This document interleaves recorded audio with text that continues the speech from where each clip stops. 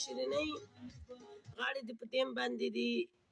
اول خو دې په واتس اپ کې کوس ورښوده، دویم دا ده چې د یو بل سړي د یوې بلې ښځې حق دې خوړلی د هغې مېړه ته کوس ورښیه، واده سوي سړي ته کوس ورښودل ډېره سخته ګناه ده په اسلام کې. او دویمه دا ده چې د ټیک ټاک اپ استعمالوي چې هلته په چین کې مسلمانانو خویندو باندې جنسي تېری کېږي. درېیمه دا ده چې ډمان او موسیقي په اسلام کې حرام ده او ته د ډمانو ګناهګانو نور هم زیاتې او هغوی د شیطاني کارونو ته هڅوي، د هندوانو او په بدلو باندې ګډېږي، لپسینګ پکې، نو دا د درېیمه ګناه.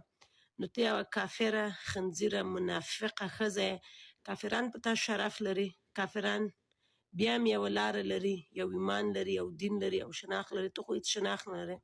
تا د اسلام هر حد پار کړی ده. زه خو توبه کوم، ما خو توبه وکړه، زه خو به فل حجاب په سر کړم، الحمدلله په مسجد کې به دلته ما سره نږدې ده 5 وخته مونځ به کوم. ته به څه شي کوې؟ چې تا دا پپړ کوسی به ته اوس څنګه کنټرولوې؟ دا کوس دی چې مخته کړی او په وټساپ کې خلکو ته ورښیې، دا به ته څنګه کنټرولوې اجل کوي؟ دا کوس به دې څنګه کنټرولوې؟ شرمېږې نه بې غیرتې؟ زه تا غیرت ګورم. که ته د قندهار یې، د قندهاریان خاص هم په ښو په بد دواړو مشهور دي. همه اول په هلک غي، بیا په هلک باندې خپله ښځه غي. نو البته تا پلار به هم ځان ته کوم هلکان ساتلي، ورونو به دې هم ساتلي، نو ورونه به دې او پلار به دې هم د تا مور به یې په خپلو هلکانو غولي، نو هغه هلکان چې د تا پلار غي. نو د قندهاري لور مې نه لیده او راځي او ما ته یې تانې راکول نه مې نه.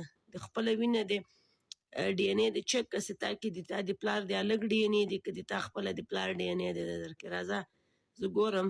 نو هغه هلکان دي چې پلار غولي، ورونه دې غولي، د هغوی ته کمپین وکړه، هغوی راوله، هغوی ته دې لږ خپل کوس ورښکاره کړه. نو د دې دپاره تاسې مخته یاستئ خانداني چې ورور دې ته و خاله یې په امریکایانو غولئ او پلار دې هلکان غول او بیا په هلکانو یې د تا مور غوله. خدای ته د پلار کوم نمبر هلک نه را پیدا سوی وی، بې غیرتې، کم اصلې، کثیفې، مردار شکلې، پپړ کوسې.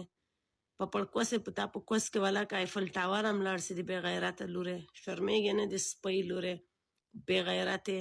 ته په کوم مخ باندې د اسلام نوم اخلې؟ په دا پپړ کوس دی په کوم مخ، په کومې مردارې خوله باندې د قرآن کلمه نوم اخلې چې هغې کې د هندوانو د بدلو لپسنګ کې، د ډمانو لپسنګ کې. په اسلام کې موسیقي حرامه ده، په اسلام کې ګډېدا حرام ده، په اسلام کې تا غوندې کوس پپړ کول حرام دي. د کوس پړې ته لورې په وټساپ دې په کوس باندې